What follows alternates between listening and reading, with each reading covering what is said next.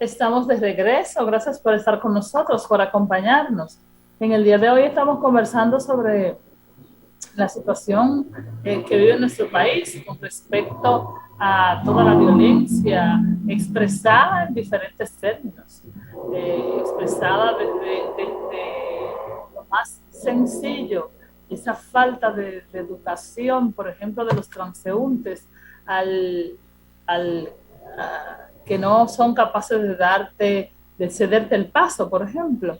Y todo eso se refleja en todas las actividades que nosotros hacemos a diario y cómo nosotros eso ya lo hemos asumido como algo normal cuando no debería serlo. Cómo nos hemos nosotros acostumbrado a vivir con miedo, a vivir en la inseguridad, a vivir, como aquí decía don Jacinto, cómo nosotros nos hemos ido acostumbrando a vivir con ese miedo y a vivir con esa inseguridad. Pero a raíz de esta última parte que usted mencionaba, queremos saber, queremos ver a raíz de las ciencias, de la sociología, que son capaces de ver la realidad social y a partir de esa realidad analizarla y extrapolar hacia un futuro. Eh, y además usted combina perfectamente lo educativo, porque eso es lo bueno del profesional que es usted, que es un sociólogo profesor, que eso es una cosa interesante. ¿Por dónde comenzaríamos, don Jacinto? Porque nosotros hablamos de educación, ok, y es importante, eh, pero tenemos un problema grave que tenemos que resolver ahora y que ojalá no se le dé 5, 6, 20 años al problema. ¿Por dónde empezaríamos, don Jacinto? Porque esto es una cosa grave y nosotros vivimos como un poco de desesperanza con el tema de no saber, pero sí sabemos que hay alguna solución. Yo creo, Paula, yo creo que hay modelos que se agotan en el tiempo. Aquí hay un modelo formativo que es un modelo para la formación para el trabajo, para darte herramientas para que usted pueda producir. Y es un modelo inclusive de esta sociedad que tiene que ver mucho con el tema del capital, es para que usted trabaje y usted produzca para que otros se hagan ricos. Ese es el modelo educativo que tenemos.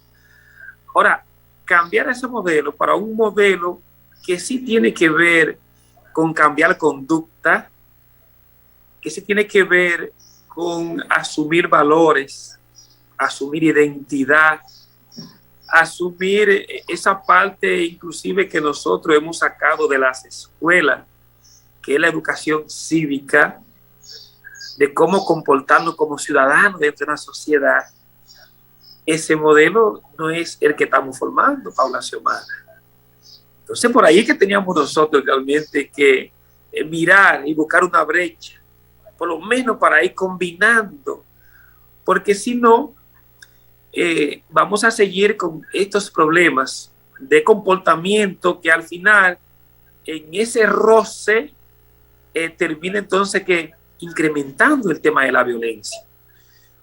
Usted que está en la calle, que va conduciendo, usted se da cuenta cómo la gente es agresiva. La gente no es capaz de dar el paso ni al vehículo, ni al peatón. Y para colmo, la gente lo que hace es que te insulta. No tiene la razón y como quiera te insulta, como que usted uno que lo está haciendo mal. Y eso lo vimos nosotros a diario. Y es un tema de conducta, de comportamiento. Y eso es violencia. El mismo comportamiento de yo creerme a veces, porque tal vez tengo una posición, porque he mejorado económicamente, el que tenga un vehículo mejor o una casa mejor, supuestamente mejor que el otro, pero fíjate cómo le da eso a la persona un aire de grandeza y de humillar al otro, Paula Xiomara. Esa competencia que tenemos permanentemente, ese mismo celo hasta en el trabajo, hasta en los negocios, hacia el vecino, también eso es parte de la misma violencia que vamos generando en ese comportamiento que se desarrolla en ese comportamiento hacia el otro. Y así como también, Paula Xiomara, vamos educando a nuestros hijos que están ahí con esa prepotencia, A veces tú llevas a tu niño a la escuela y otro niño agarra y te le genera violencia a tu hijo. Y cuando tú vas a buscar a los padres justifican muchas veces eso y vienen más violentos. En vez de pedir perdón, en vez de pedir excusa y ver qué fue que le pasó a su hijo, a veces lo que ellos hacen es que esa conducta, ¿qué pasa? Se la aplauden en el niño. Entonces, todo eso es parte. Entonces, esta generación que estamos formando, al final, que son las que van a dirigir el país, las que van a controlar el mundo, entonces, ¿qué va a pasar? Y hay uno que se va a dar cuenta cuando uno esté ya, deja que entremos en edad, 70, 80 años, que estemos entonces diciendo, con la voz al grito, ¿y qué hemos hecho de esta generación? Pero fuimos nosotros, que con nuestra conducta, con nuestro comportamiento, con nuestro accionar, nuestra manera de ser, porque al final ellos nos están inventando esos comportamientos. Y luego, Paula Xiomara, hay algo que es lamentable decirlo. Ya los padres, las familias no tienen control con sus hijos. Nosotros no tenemos control con nuestros hijos. Por más que tú quieras, por más yo sé que tú formes a tu hijo y yo que estoy y mi esposa, un ejemplo para nuestros hijos, pero no depende de nosotros ya tener el control. Ya ahora esta modernidad de 20 años para acá, lo que es las redes sociales, que es tener acceso a los medios de comunicación, Paula Xiomara, esos medios de comunicación, esas redes sociales, es las que están teniendo mayor influencia en el individuo, en nuestros jóvenes, en nuestros niños, y que va generando también ese comportamiento que se está exhibiendo. Más en nuestros jóvenes, lo vemos más cerca de nuestros jóvenes, porque al final los jóvenes tienen un comportamiento que termina inclusive con el tema de delinquir, un tema violento en el tema del atraco y el robo. Y entonces lo vemos ahí, pero hay que verlo también en nuestros hijos, cómo han cambiado su comportamiento por la influencia que hay en las redes sociales y más con gente que se han convertido para ellos en dioses, en youtubers que le dan seguimiento y que a veces dicen más que nosotros los padres, que dicen más que nosotros educadores, que dicen más del mismo Estado, que también tienen mucha tela para cortar, mucha cola que le pisen, que tampoco son ejemplos. ¿Dónde hay que empezar? Es que, tú dices, empezamos con la familia, pero la familia, ¿con qué apoyo tiene la familia por parte del Estado? ¿Cuál es el modelo de familia que tenemos, Paula? La madre soltera que tiene que ir a trabajar y dejar a su niño a la intemperie. Sí. O dejarlo con la abuela. ¿Qué puede ya influir la abuela en ese niño? Entonces, ese modelo que tenemos es difícil. Familias disfuncionales. El hijo está aquí, pero su mamá está afuera, está en España, haciendo un sacrificio para buscar un mejor porvenir a ese niño, a ese adolescente, a ese joven, y cuando regresa ya lo tiene perdido. Porque a veces queremos suplir ese espacio, esas carencias, esas afectividades, a veces con mandarle recursos. Al final lo terminamos metiendo en la juca, en la droga, en la discoteca, y no logramos sacar nada. Entonces, ese esfuerzo que se hizo por ir fuera a buscar un mejor porvenir, al final, fíjate cómo perdí a mi familia.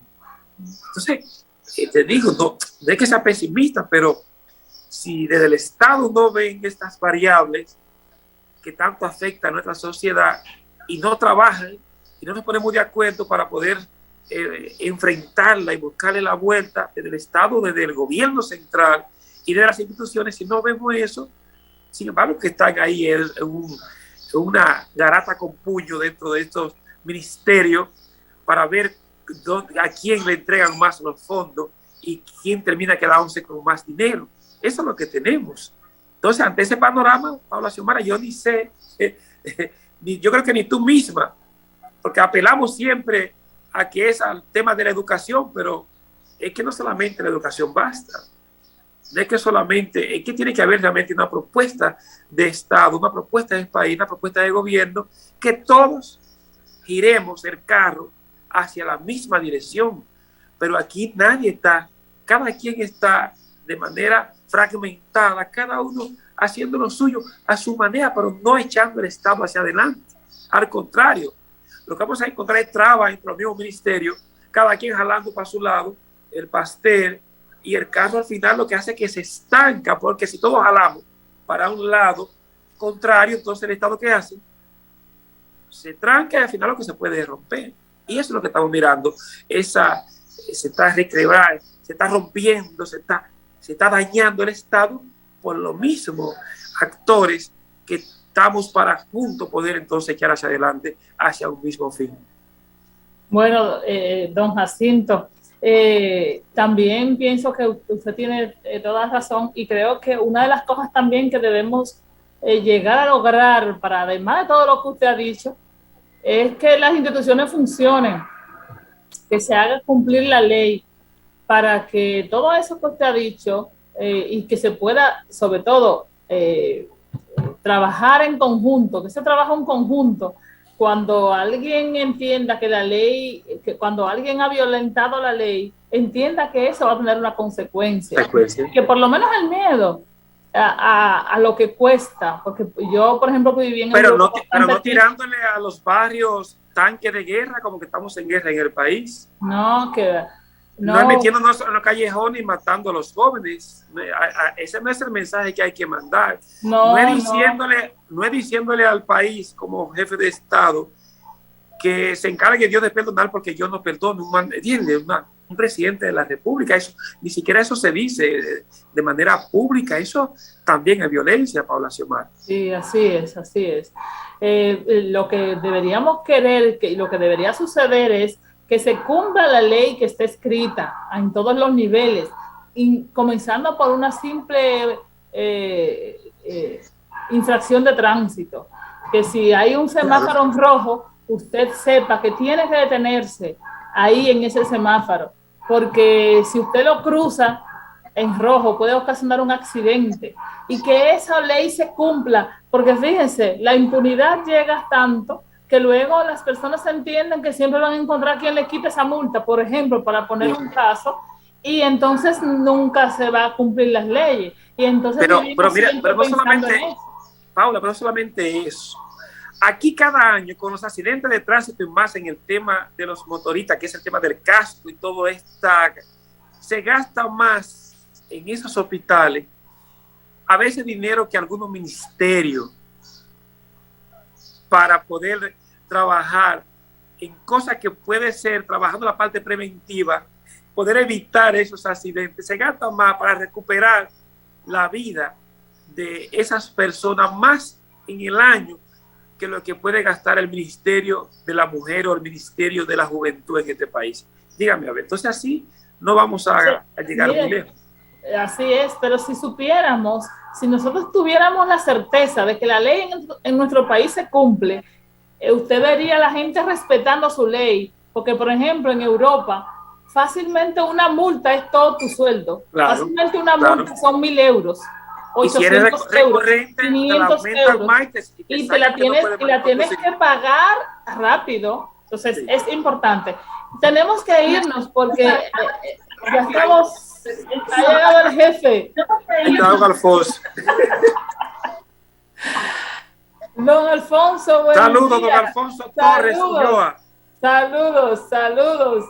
Nosotros teníamos que ir a una pausa y decir que hasta aquí es nuestro, y agradecer a mi amado y querido Jacinto Ascensión. Abrazos, don Alfonso. Digo una palabra después.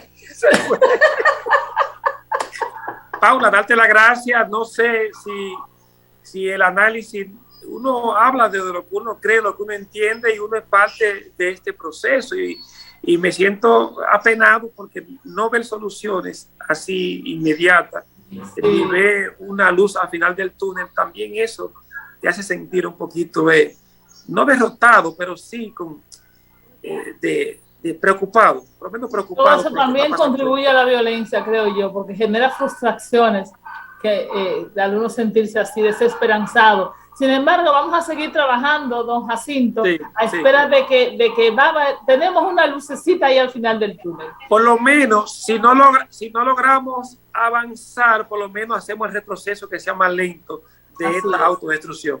Así es.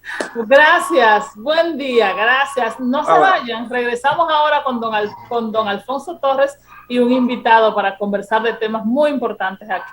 Así que no se vayan. Bendiciones.